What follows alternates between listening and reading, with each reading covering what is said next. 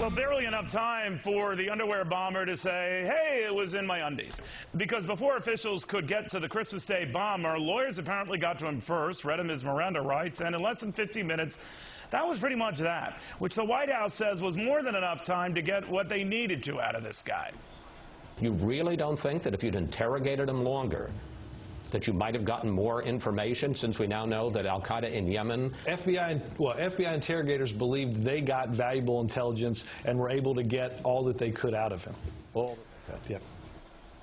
The former CIA Operative Wayne Simmons says nothing could be further from the truth, and he should know. You see, Wayne has done interrogations, which is one reason I never ask Wayne a nasty question. All right, Wayne, good to have you. Thanks for coming. Always a pleasure, Neil. Thank you. What do you make of that 50 minutes, whatever it was more than enough time to get what we needed out of him?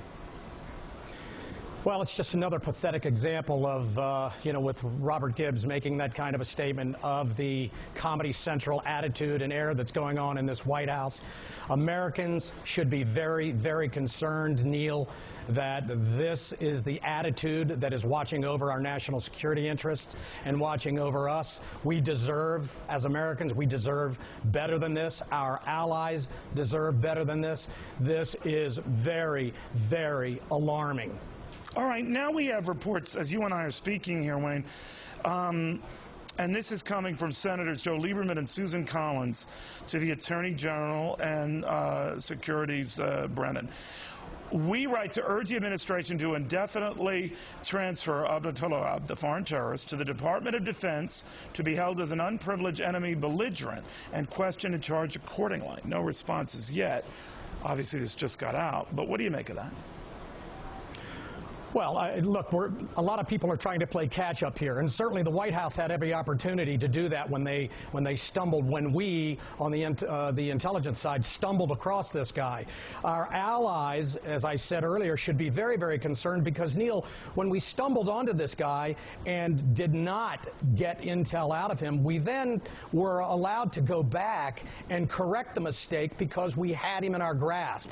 As you said, I've done many, many, many interrogations. And I can tell you from having worked with the very, very best, and I don't mean all that torture nonsense, I mean just straight interrogations, it is impossible, and I mean impossible, to get time-sensitive intel out of a detainee like Robert Gibbs would have you believe the FBI interrogators could do in this So let me ask you then, when you did interrogate people, Wayne, I mean, I don't want to generalize and say there's a time limit or reference to it, but typically, at what point were you getting real, useful, valuable, validatable, for want of a better word, information?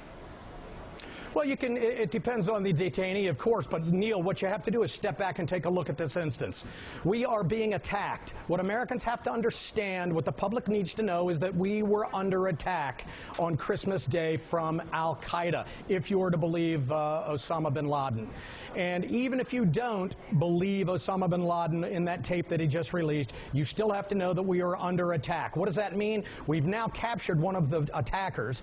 We know, or should theorize right away, at least I would, that we are under multiple sources of attack. But that's not what the Obama administration did. They just went, oh, that's okay. Let's chat with him for 50 minutes, of which 20 minutes was, hey, how you doing? Nice to know you.